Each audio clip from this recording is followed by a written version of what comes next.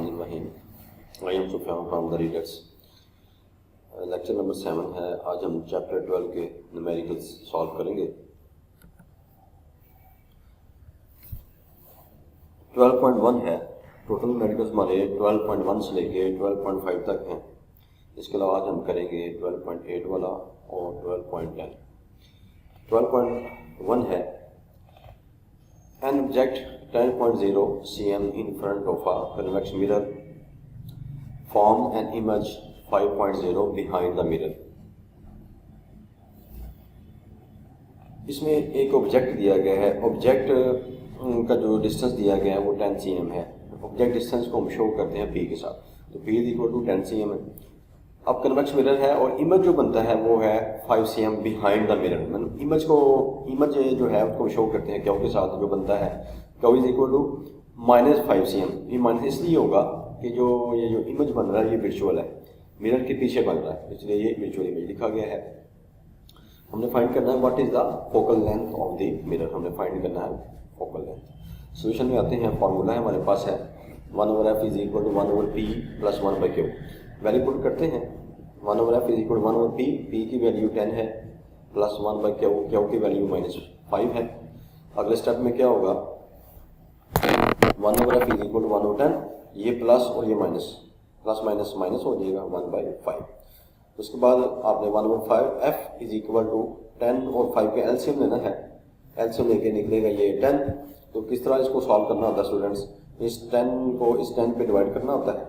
ऊपर जो क्वोशंट बचेगा उसको अपने ऊपर वाले 1 से मल्टीप्लाई करना है। 1 आ जाएगा माइनस, इस तरह 5 को भी इस 10 पे डिवाइड करें, क्वोशंट हमारा 2 आएगा, उसको क्या करना है, इस 1 से मल्टीप्लाई करना है, ये हो जाएगा -2। तो 1/f किसके बराबर आ गया, 1 में से -2 करें, -1/10।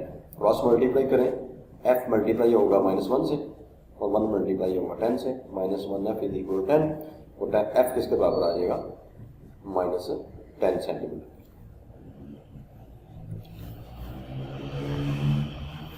नेक्स्ट हमारा न्यूमेरिकल है 12.2। An object 30 cm tall. एक ऑब्जेक्ट है, उसकी जो हाइट दी गई है वो 30 cm है। Is located 10.5 cm from A concave mirror. वो कनकेव मिरर के सामने है, पड़ा हुआ है तकरीबन 10.5 cm के डिस्टेंस में। विद फोकल लेंथ, इसकी फोकल लेंथ दी गई 16 सेंटीमीटर। हमने फाइंड करना है where is the image located, मतलब इमेज कहाँ वाक़या होगा, कहाँ बनेगा। और बी है हाउ हाई इज इट, यानी कि इमेज की हाइट क्या होगी। तो डाटा में देखते हैं। सबसे पहले हमें क्या दिया गया है, ऑब्जेक्ट की जो हाइट दी गई थी वो है 30 cm। ये जो मतलब height of the object 30 cm है। तो कहाँ वाक़या है, मिरर के सामने पी में दिया गया है 10.5 cm, इसे आप ऑब्जेक्ट डिस्टेंस कहते हैं। और फोकल लेंथ हमें दी गई 16। फोकल लेंथ यहाँ पे लिखी नहीं हुई, उसको आप लिख लीजिएगा स्टूडेंट्स, वो है 16 सेंटीमीटर। वैल्यू पुट करते हैं। तो हमने फाइंड जो करना है वेयर इज इमेज लोकेटेड, क्या वो हमने फाइंड करना है, और दूसरा हमने फाइंड करना है हाउ हाई इज, मतलब हाइट ऑफ द इमेज क्या होगी। तो फॉर्मूला हमारे पास वही है जो पहले हमने लिखा है, 1/f is equal to 1/p plus 1/q। इस फार्मूले से आपने क्या फाइंड कर लेना है। अभी मैंने फार्मूला आपको सॉल्व किया था 12.1 के अंदर, उस तरह आपने क्या करना है, यहाँ पे आपने जो क्यू की वैल्यू फाइंड करनी है। क्यू इज इक्वल टू आया हमारे पास -30.5। इसका मतलब ये है कि इमेज हमारा बना है वर्चुअल। बुक पे ये प्लस दिया गया है, आप बुक में आंसर ठीक कर लीजिएगा, ये माइनस आएगा। इस तरह आपने अब मालूम करनी है हाउ हाई इज इट, ये कितना, इसकी हाइट कितनी है। मतलब हमने मैग्नीफिकेशन मालूम करनी है। मैग्नीफिकेशन का मतलब स्टूडेंट्स ये होता है कि जो इमेज है वो हाइट के मुकाबले में कितना छोटा है या कितना बड़ा है, हमें ये बताएगा m, मतलब मैग्नीफिकेशन। ये बराबर होता है, ये फार्मूला दो गौर से सुन लीजिएगा स्टूडेंट्स, क्योंकि ये फार्मूला आगे बार बार इस्तेमाल होना है। हम इसको अच्छी तरह सॉल्व करेंगे ताकि हमें बार बार ये सॉल्व ना करना पड़े। m इज इक्वल टू दिया गया hi divided by h, height of the image divided by the height of the object is equal to q/p। ये इसका फार्मूला है मैग्नीफिकेशन का। तो इसमें मैग्नीफिकेशन पीछे छोड़ देते हैं, हम इसमें से ये पार्ट लेंगे अगले वाला। hi is equal to ho is equal to q/p। Value put करते हैं।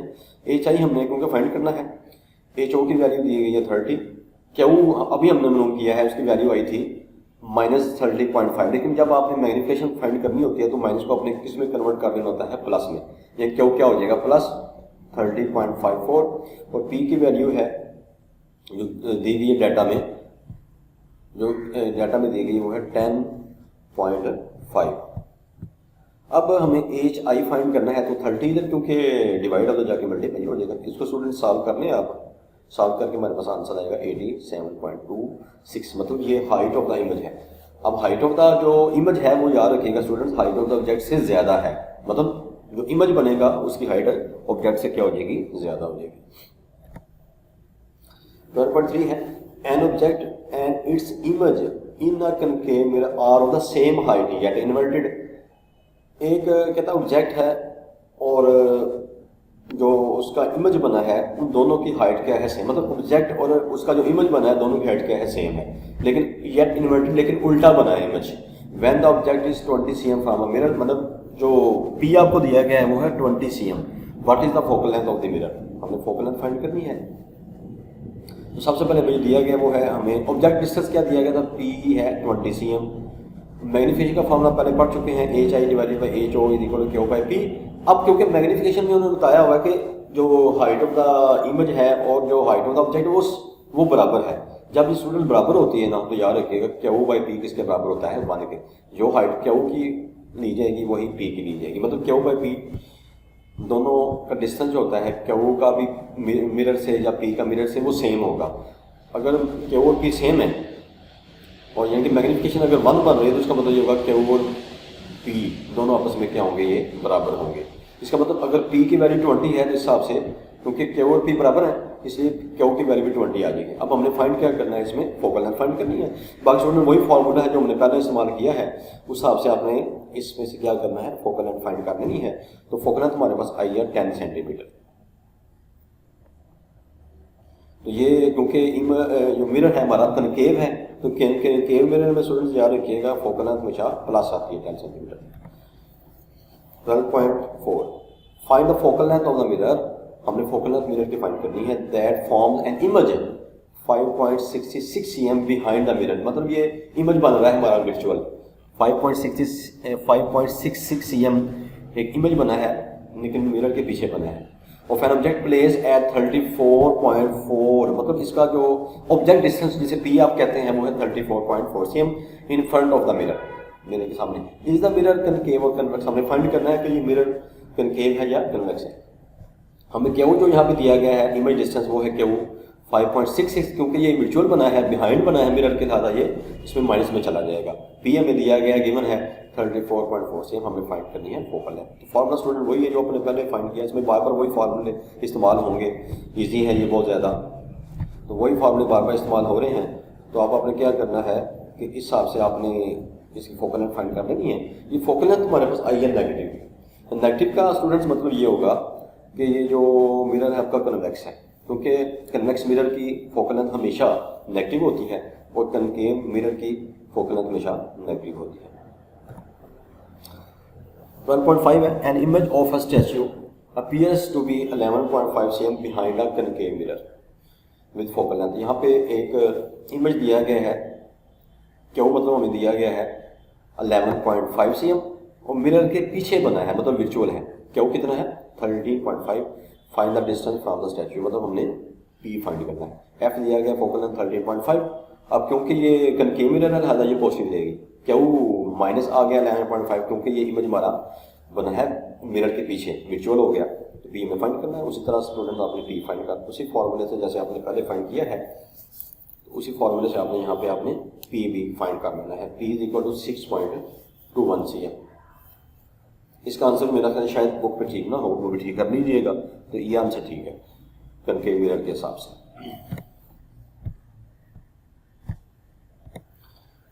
12.8 है an object 4 cm high is placed at a distance of 12 cm from a convex lens. एक ऑब्जेक्ट जिसकी हाइट दी गई है 4 cm है, वो कन्वेक्स मिरर लेंस है, कन्वेक्स लेंस है, ये कन्वेक्स लेंस से ये पड़ा हुआ है तकरीबन 12 cm दूर पड़ा हुआ है, और फोकल लेंथ 8 cm। इस कन्वेक्स लेंथ की जो फोकल लेंथ दी गई है वो 8 cm दी गई है। कैलकुलेट द पोजीशन, मतलब हमने फाइंड करना है क्यों, मतलब इमेज कहाँ बनेगा, एंड साइज, मतलब इसकी हाइट कितनी होगी, height of the image. Also state the nature of the image, image किस तरह का बनेगा। अब स्टूडेंट्स यहाँ पे हमें डाटा दिया गया है, P इज इक्वल टू दिया गया है आपको 12 सेंटीमीटर, F भी दिया गया है 8 सेंटीमीटर। क्योंकि ये कन्वेक्स लेंथ है तो स्टूडेंट याद रखिएगा कन्वेक्स जो लेंथ है वो उसकी जो फोकल लेंथ हमेशा पॉजिटिव होती है। F is equal to 8 cm होगा। और इसके अलावा हमें दिया गया है इसमें height of the object and 4 cm height, उसकी हाइट दी गई है 4 सेंटीमीटर। हमने फाइंड करना है पोजीशन मतलब क्यू फाइंड करना है और साइज मतलब हाइट ऑफ द इमेज। तो सो उसी तरह फॉर्मूले से जैसे हमने पहले फाइंड किया था उसी तरह आपने क्यू इसमें फाइंड कर लेना है। क्यू फाइंड करने के बाद मैग्नीफिकेशन, ये मैग्नीफिकेशन आ गई है जैसे आपने पहले भी फाइंड की थी। हाइट ऑफ द इमेज आप पहले ही फाइंड कर चुके हैं पिछले न्यूमेरिकल्स में, तो उस तरह आपने height of the image find कर लेनी है 8 सेंटीमीटर। तो देखिए इसमें भी जो हाइट है वो इमेज से क्या बनी है, ज़्यादा बनी है। तो बाकी स्टूडेंट्स की जो नेचर होती है वो आपको बुक पे उसका आंसर दिया गया होगा, उस पर आप देख लीजिएगा, छोटा बनेगा बड़ा बनेगा उस हिसाब से आप देख लीजिएगा। तो लास्ट न्यूमेरिकल है 12.10 है, एक कन्वेक्स लेंथ और फोकल लेंथ। एक कन्वेक्स लेंथ है उसकी फोकल लेंथ दी गई है 6 centimetre is to be use to form a virtual image. हमने एक बनाना है वर्चुअल, मतलब क्यों नेगेटिव लिया जाएगा 3 times the size of the object, मतलब जो इमेज बनेगा उसका साइज ऑब्जेक्ट से 3 गुना क्या होना चाहिए, ज़्यादा होना चाहिए। Where must be the length be placed, मतलब लेंथ कहाँ रखा जाएगा। एफ हमें 6 दिया गया, ये भी पॉजिटिव होगा क्योंकि ये हमारे पास जो लेंथ है वो कौन सा है, कन्वेक्स है। क्यू बाई पी मैग्नीफिकेशन आपको पहले बता चुका हूँ। मैग्नीफिकेशन का मतलब ये होता है कि इमेज जो है वो जो उसकी हाइट है वो ऑब्जेक्ट की हाइट से कम होगी या ज़्यादा होगी, वो फाइंड करने के लिए हम एक फार्मूला पहले भी इस्तेमाल कर चुके हैं, m is equal to H I divided by H O is equal to Q by P. तो यहाँ पे क्यू बाई पी बराबर इज इक्वल टू क्या आएगा, 3 क्या आएगा, क्योंकि हमने जो साइज बनाना है, जो इमेज बनाना है वो 3 गुना क्या होना चाहिए, बड़ा होना चाहिए। इसलिए क्यू बाई पी किसके बराबर आ जाएगा, 3 के। तो क्यू किसके बराबर आ गया, 3p। यहाँ नेगेटिव इसलिए यूज हुआ है कि हमने इमेज बनाना है वर्चुअल, इसलिए साथ क्या आ जाएगा, नेगेटिव आ जाएगा। तो स्टूडेंट्स तरह पी फाइंड कर लें, पहले फार्मूले जैसे आपने किए हैं, पी इज इक्वल टू आ जाएगा हमारे पास 4 सेंटीमीटर। तो स्टूडेंट आपने न्यूमेरिकल्स किए हैं, आपने 12.1 से लेकर 12.5 तक, इसके अलावा 12.8 और 12.9। ये स्टूडेंट आपने पहले आपने गौर से लेक्चर लेना है, इसके बाद आपने इनको खुद अपने हाथों से सॉल्व करना है। अगर आप हाथों से सॉल्व नहीं करेंगे तो ये मुश्किल हो जाएगी।